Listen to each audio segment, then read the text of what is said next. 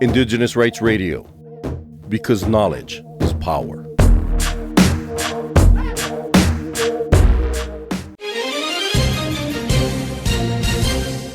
You are now listening to Cultural Survival's Global News Bulletin. Every month, Cultural Survival brings you the latest news impacting indigenous peoples across the globe. This March edition features important stories from Europe, North, Central, South America, Africa, Asia, and beyond. Starting news from USA. Indigenous leaders nationwide voiced alarm over potential federal funding cuts during a House Appropriations Subcommittee hearing, citing threats to essential services. Over 3 days, over 60 tribal representatives detailed a devastating impacts of proposed reductions on healthcare, infrastructure, education, and law enforcement. Gila River Indian Community Government Stephen Rowe Lewis criticized the Tienso approach to cuts, fearing a federal workforce paralyzed by fear, and a dismantled government-to-government relationship.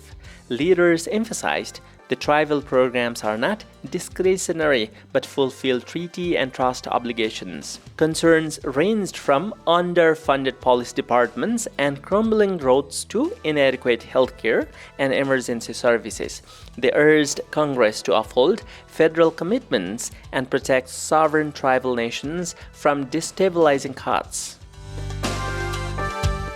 In Canada, the Union of British Columbia Indian Chiefs has reaffirmed its support for the Xinca indigenous people of Guatemala, urging respect for their right to self-determination and free, prior, and informed consent. Approving a resolution, the Union of British Columbia Indian Chiefs highlighted the Xinca indigenous people's struggle against Pan American Silver's Escobal mine, echoing concerns over delayed consultation and threats to Xinca indigenous people's defenders, drawing parallel to First Nations' fight against resource extraction in British Columbia.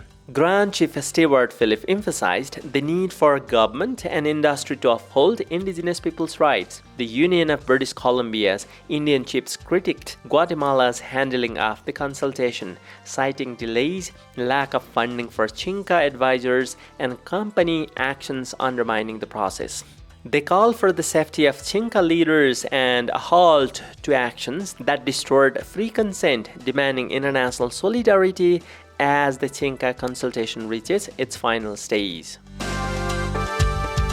In Australia, a University of Queensland study reveals First Nation Australians are twice as likely to require emergency hospital treatment for asthma and allergic illnesses compared to other Australians. Analyzing over 800,000 emergency department visits in central Queensland from 2018 to 2023, researchers found a significant disparity, with increased presentations for asthma, anaphylaxis, and other allergies. The study, led by Dr. Desalane Marcos, CIFC, highlights the acute impact of these conditions, with presentations rising over time. Senior author associate professor Jennifer Coplin expressed surprise at the findings, as allergies haven't been traditionally recognized as key concerns for Indigenous Australians. The research published in BMJ Open underscores the need for further investigation into the causes and effective strategies to address this health disparity. In South Africa, representatives from South Africa's San and Khoi communities, including the Cape Khoi, Osewana San, Korana, Greek, and Nama, have urged U.S. President Donald Trump to take Britain, Portugal, and apartheid government to the World Court over past abuses against South Africa's indigenous peoples. The memorandum, written by activist Christian Martin, also addresses concerns raised by the Solidarity and AFRI Forum about the country's land expropriation policies. This comes after Trump's February remarks criticizing the treatment of certain groups in South Africa, along with his decision to suspend aid until a U.S. investigation is completed. Trump also referenced the Appropriation Act, which also permits land expropriation without compensation. In response, U.S. aid has ceased its support for HIV/AIDS programs in South Africa. Staying in South Africa, Khoisan chiefs boycotted the opening of the House of Traditional Leaders on Friday, February 20th, demanding recognition as traditional leaders. This follows a 3-year battle with the commissions over leadership disputes and their claims to represent indigenous groups. The chief, representing 5 Khoisan clans, staged a sit-in outside the Legislative House in Viso, criticizing the insufficient verification of claimed leaders, which they say undermines their role in representing their communities. Now, news from Nepal. A global network of 300-plus organizations have condemned Nepal's Patibara cable car projects, citing human rights abuses against the indigenous Limbu people and environmental damage. In Taplejung district Sakrid Mukumlung area, the project proceeded without free, prior and informed consent, violating international treaties. Tensions escalated on February 25, 2025, when a protest clash with security forces resulted in injuries, including gunshot wounds. The network demands an immediate project suspension, withdrawal of security forces, an independent investigation into the violence, and the release of arrested individuals. They urge genuine dialogue with the Limbu community, emphasizing that development must not infringe on human rights. In Indonesia, after 14 years of stagnation, according to lawmakers and activists, Indonesia's Indigenous Rights Bill is set to be passed in 2025. This landmark legislation has become a top priority and aims to replace fragmented laws that have left indigenous communities vulnerable to land grabbing and human rights abuses. The bill seeks to legally recognize ancestral lands and resources, enabling indigenous stewardship in biodiversity conservation. Supporters emphasize that it will address legal uncertainties, promote equitable investments, and resolve land conflicts that have resulted in the displacement and criminalization of many indigenous peoples. With increased legal protection, communities like the Nakta Toro hope to strengthen their role in preserving nature and cultural heritage, ensuring they are not marginalized in national development. In Malaysia, indigenous communities in Murudi, Sarawak are strongly protesting a proposed carbon project by Sara Carbon, a subsidiary of Samling. They are voicing concerns over violation of their native customary land rights. The villagers from Lugan, Istasan, Lobang Company, and Songwe Brit argue that the project, which is presented as forest conservation and restoration, actually represents a new form of land grabbing. They believe it would deprive them of essential farmland, orchards, and hunting grounds. The residents claim that the project has proceeded without obtaining free, prior, and informed consent, highlighting confessions during consultations and surveys. They assert that the Sara Caravan's outreach meetings did not adequately explain the project's purpose, with the villagers reporting a lack of clear communication regarding any potential benefits. Local organizations including Sahabat Alam Malaysia and Save Rivers have strongly supported the affected communities, condemning the project and submitting objection to VERA, the project validator. Additionally, hundreds of residents have formally rejected the proposal. In India,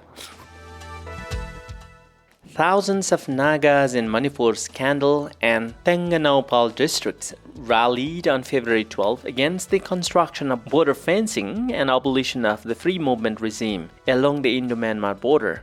Organized by the Kandal Naga People's Organization and affiliated units, the rallies took place in Kandal district headquarters, Sakpi Korong and Kapam, with protesters demanding the suspension of fencing, restoration of free movements regime, and expedited Indo-Naga peace talks. A memorandum submitted to the Indian Prime Minister highlighted concerns that the fencing jeopardizes ongoing peace negotiations and undermines Naga autonomy and territorial rights. A 12-hour shutdown was enforced in Kandal and Naga-dominated areas, with no vehicular movement and the closure of government offices and educational institutions.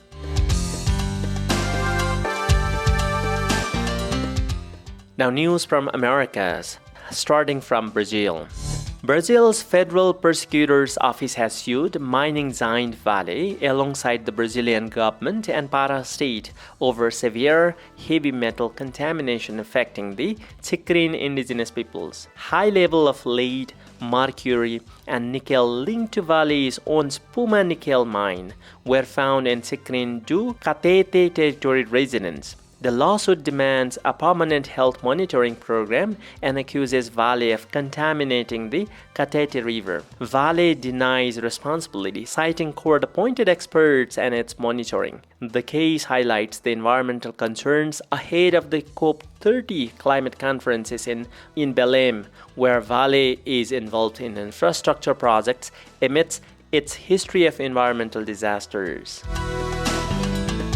In Costa Rica, Costa Rica has announced that the Mixteco indigenous peoples fleeing persecution in Nicaragua can now apply for refugee in their native language. This historic move aims to address the vulnerability of the Mixteco people, who have faced communication barriers when seeking asylum. Costa Rica has become a primary destination for Nicaraguans seeking refuge from the ongoing socio-political crisis, and this initiative reflects a commitment to inclusivity and support for indigenous communities. Rendes Harvard Lopez, Secretary of Alliances of Indigenous and Afro-descendant Peoples, hailed the decision as a significant step forward, recognizing the historical struggle faced by Nicaraguan indigenous people seeking refuge since 1980s. In Guatemala, hundreds of indigenous Guatemalans, survivors and families of victims of the internal armed conflicts from 1960 to 1996 marched in Guatemala City on February 25th, denouncing setbacks and justice for war crimes and demanding that President Bernardo Arevalo de Leon's government uphold the peace agreements. Feliciana Macario, a Maya Quiche and member of the National Platform of Victims, emphasized the state's unfulfilled commitment to the surviving families, highlighting the lack of progress on the peace accords even after 40 years. The march coincided with the National Day of Dignity for Victims of the Internal Armed Conflicts, serving as a powerful reminder of the ongoing struggle for justice and accountability.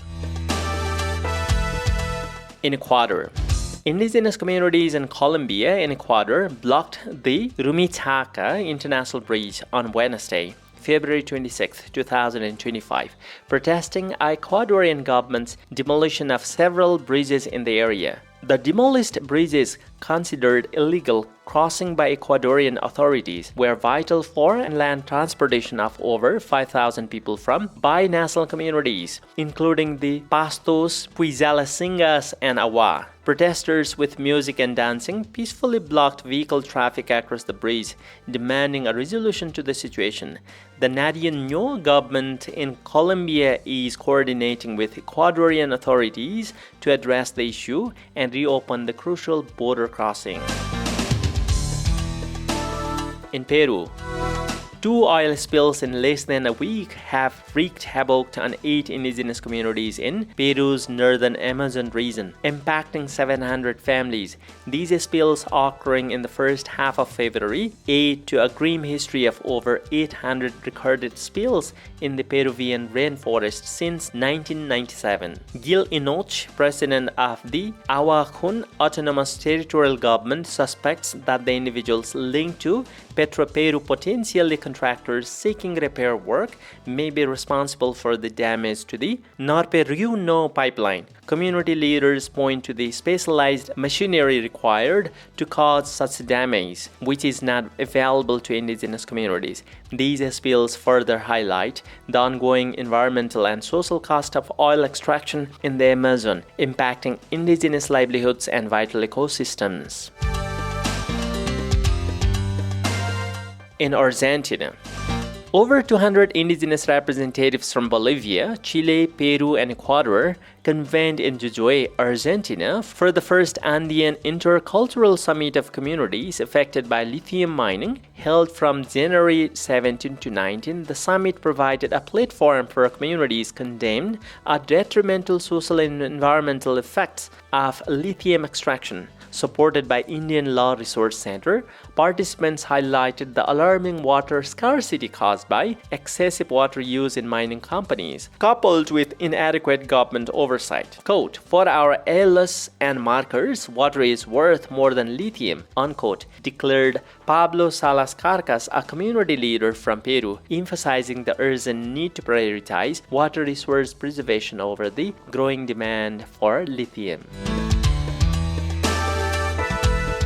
In Bolivia, the brutal murder of Francisco Marupa, a 66-year-old indigenous leader and environmental defender, in Bolivia's Madidi National Park has ignited a national outcry and reignited the debate over mining in protected areas. Marupa, a member of the Leco Nation, was found dead with signs of disfigurement, prompting accusations against illegal mining operators attempting to encroach on indigenous lands. While the Bolivian government attributes the murder to the personal disputes, indigenous leaders insist it is a part of a larger pattern of violence and intimidation linked to illegal mining activities. President Luis Arce and European Union have condemned the killing, highlighting the urgent need to address the growing threat to indigenous communities, the environment posed by illegal resource extraction.